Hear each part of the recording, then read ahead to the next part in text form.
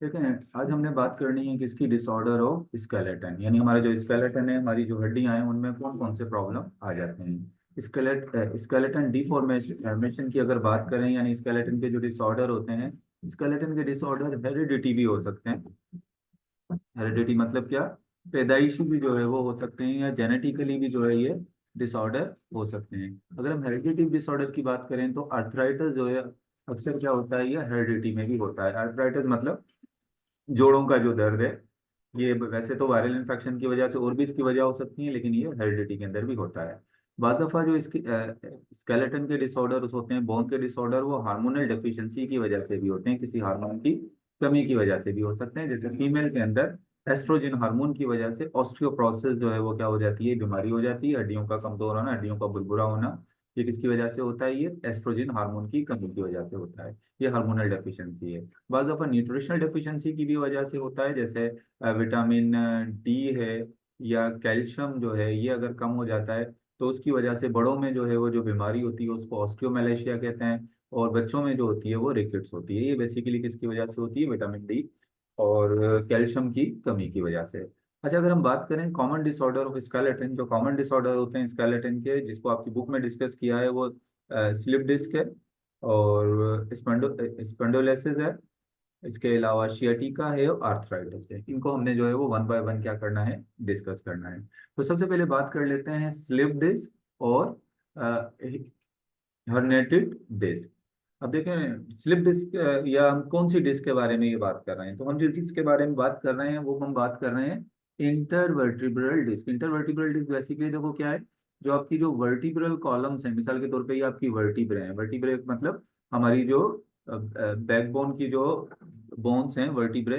अब इन वर्टिब्रे के दरमियान में ये जो डिस्क होती हैं, इनको हम क्या कहते हैं, इनवर्टिब्रल के दरमियान में जो डिस्क है इसको हम कह रहे हैं इंटरवर्टिब्रल डिस्क। अगर मैं एक इंटरवर्टिब्रल डिस्क को बाहर निकाल लूं ऐसे, एक इंटरवर्टिब्रल डिस्क को मैंने क्या किया, बाहर निकाल लिया।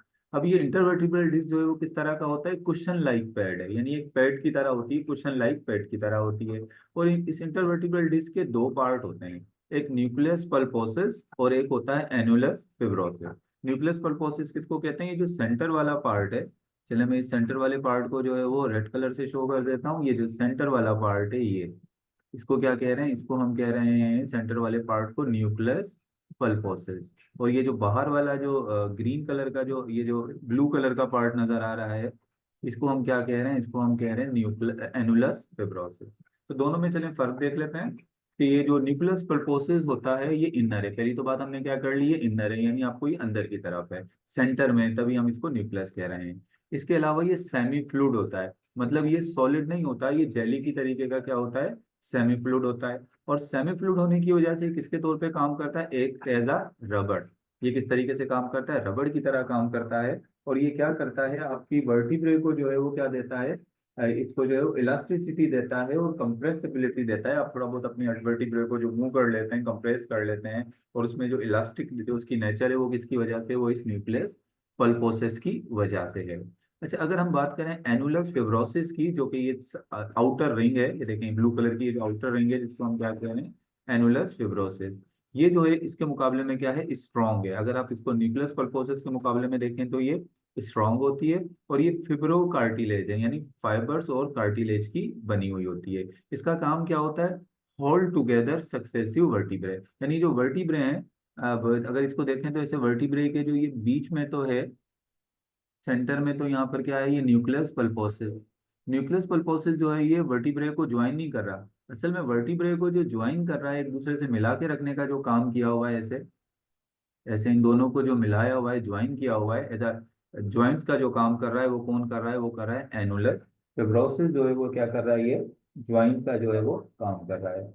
और ये जो हमारी जो इंटरवर्टिब्रल डिस्क होती हैं, ये शॉक एब्जॉर्बर होती हैं। इसका फंक्शन अगर हम देखें, इंटरवर्टिब्रल डिस्क जो है वो हमारे पास जो होती हैं, इनका फंक्शन क्या है, तो ये शॉक एब्जॉर्बर है, यानी आपके वर्टिब्रल कॉलम पे या कोई चोट लगेगी तो वो डायरेक्ट आपके वर्टिब्रे को जो है वो हिट नहीं करेगी। ये आपका जो न्यूक्लियस पल्पोसिस है वो उसको क्या करेगा, शॉक को जो है वो एब्जॉर्ब करेगा। अगर कोई सीवियर सडन और ट्रॉमा होता है स्पाइन में, रिजल्ट इन द हीमेटोमा और मोर देन दिस। अगर कोई तेज से कोई चोट लग रही है, कोई इस तरह का कोई एक्सीडेंट हो जाए, तो ये डिस्क जो है वो इसमें क्या हो सकता है, इसके अंदर इंजरी हो सकती है। जिसके लिए हम टर्म क्या इस्तेमाल कर रहे हैं, टर्म इस्तेमाल कर रहे हैं हर्निएटेड डिस्क, या इसको हम क्या कहते हैं, इसको हम कहते हैं स्लिप डिस्क। अब ये देखो, हर्निएटेड डिस्क या स्लिप डिस्क बेसिकली होता क्या है, किसको हम कहते हैं हर्निएटेड डिस्क या सिलिएटेड slip disc. Usually involve rupture of annulus fibrosis.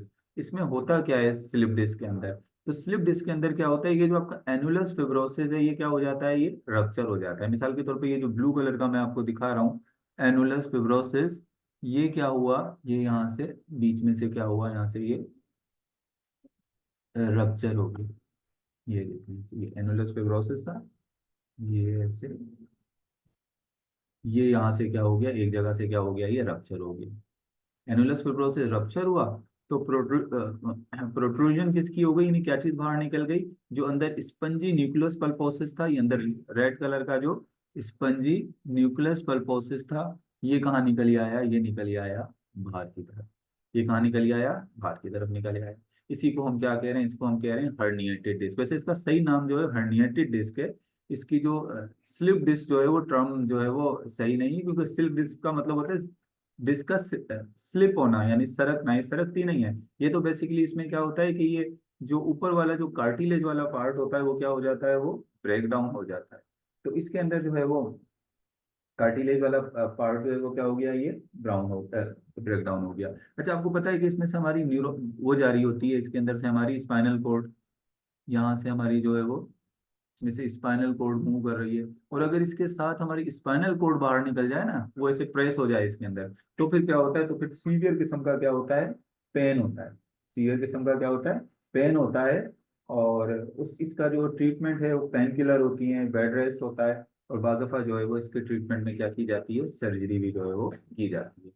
तो ये हमने जो बात की, किसके बारे में बात की, स्लिप डिस्क के बारे में बात की। एक मिनट, आपको मेरी आवाज नहीं आ रही है, एक जस्ट अ मिनट, आवाज नहीं आ रही मेरी, एक मिनट।